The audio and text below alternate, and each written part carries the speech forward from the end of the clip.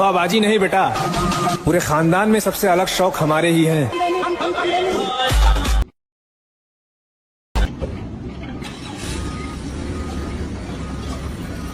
Yep.